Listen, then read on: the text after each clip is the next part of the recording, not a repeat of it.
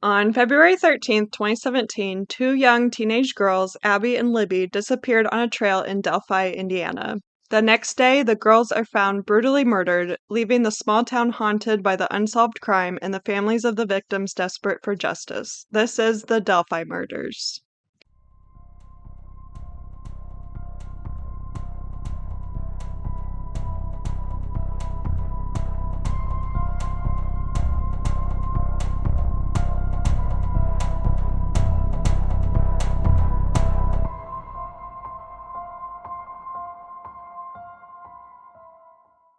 Welcome to Let's Be Briefed. I'm Sarah. And I'm Sydney. And we're covering the Delphi Murders today. Do you know anything about this? Since it's so recent? Okay. I'm an avid true crime podcast listener, so Yeah. I think the biggest one that what is it called? Crime Junkie talks about it a lot. Oh, yeah. Talked about it a lot. Yeah. Because they're from Indiana. Oh, nice.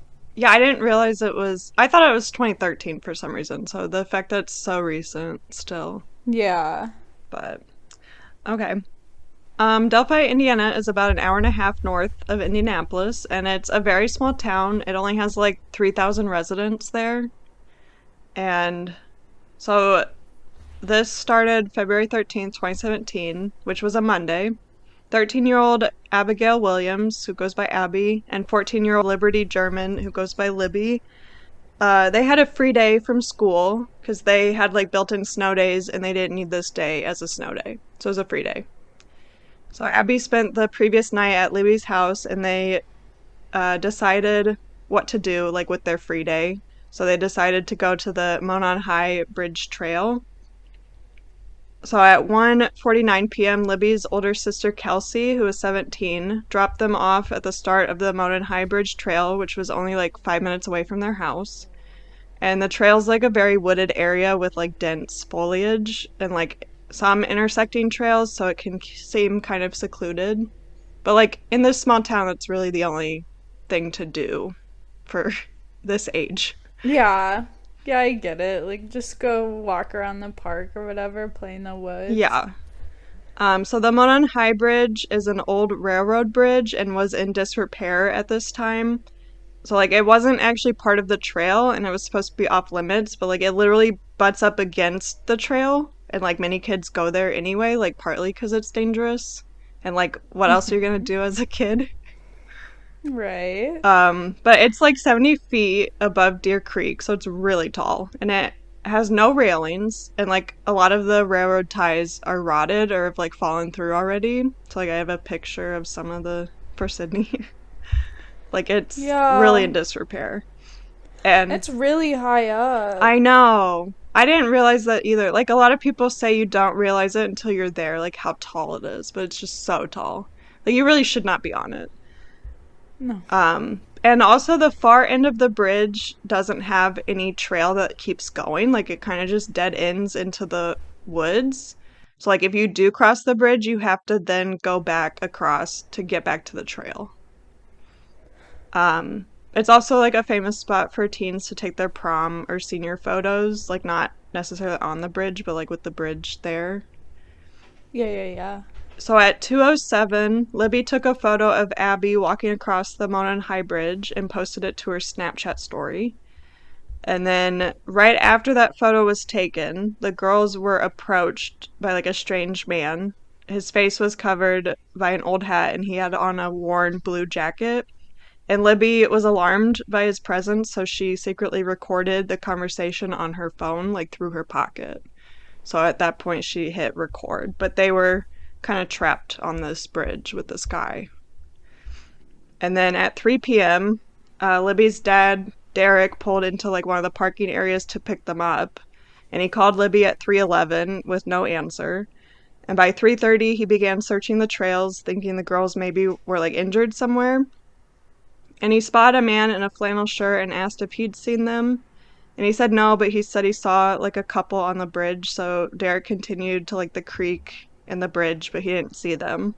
And then he called his mom, Becky, who's Libby's grandma.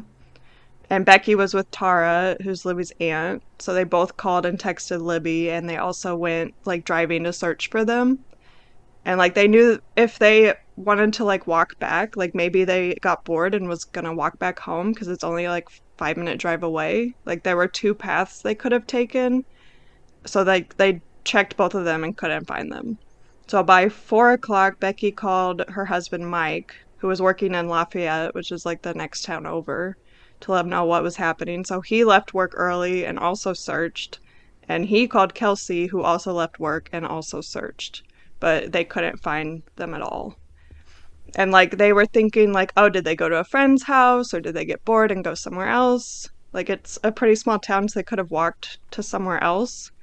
Or like did they fall off the bridge and like was injured? Like they didn't think of like the worst case scenario because it's just unheard of in this town. And then at 5 p.m., Mike called the police and they started searching. And Abby and Libby were officially reported as missing.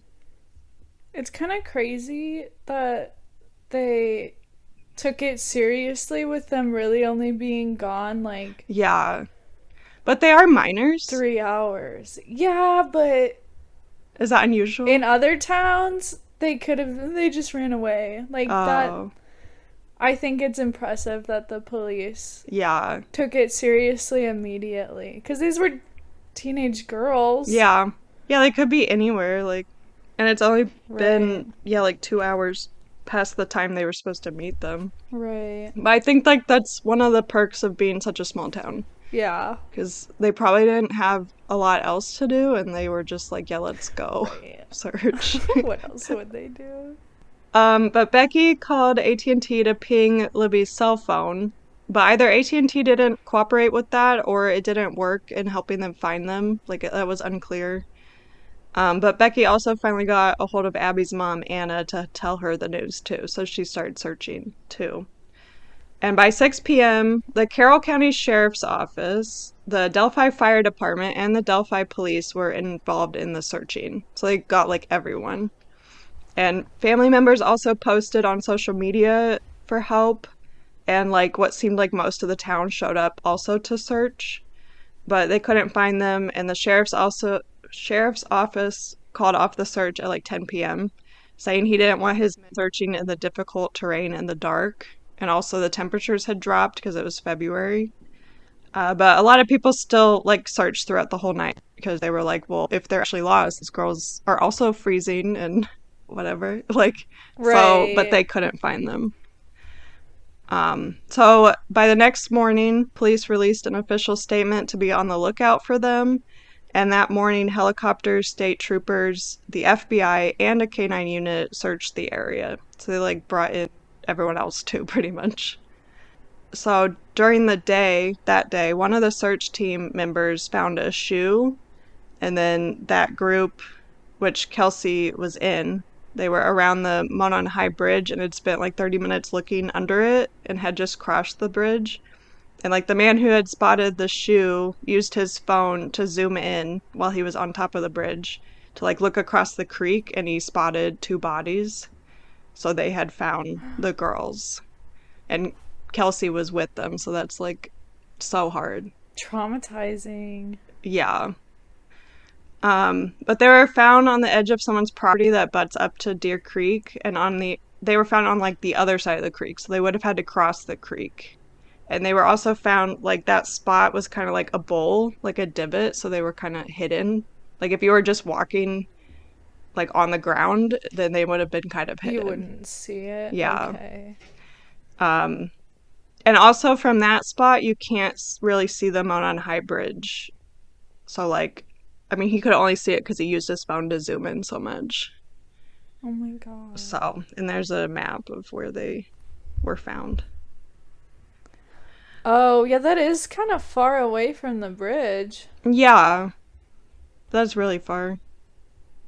But, um, so at 2 o'clock, officials announced to the public that the bodies of two girls had been found in Deer Creek, like along the same trail where Libby and Abby had gone missing.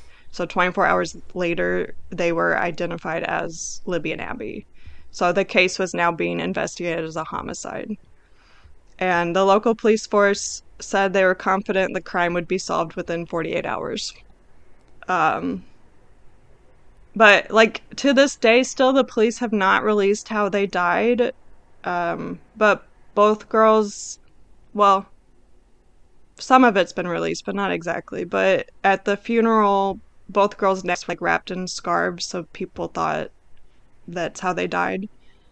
Um, and also, Mike, Libby's grandfather, had to ID Libby as none of the other family members like could bear to do it. And he later said, "What keeps me going is thinking of the last few minutes of the girls' lives, what they went through." So like, it's probably really bad. Yeah, that just gave me like a chill. Like, that's scary. Yeah, That's really not sad. good. But the man who owned the property is Ron Logan, and he was eventually ruled out as a suspect, but he was at first kind of looked into since it was on the edge of his property. Um, but he did have his license suspended in 2014 for drunk driving, and like he ended up driving on the day the girls went missing, which was weird. And then he consumed alcohol like 2 weeks later, so it resulted in him going back to jail for 4 years. And at his sentencing, when he was asked if he wanted to address the court, he said, "Maybe in the future no one else will be murdered in my backyard," which is like, why the fuck Oh would you my say that? god. Yeah.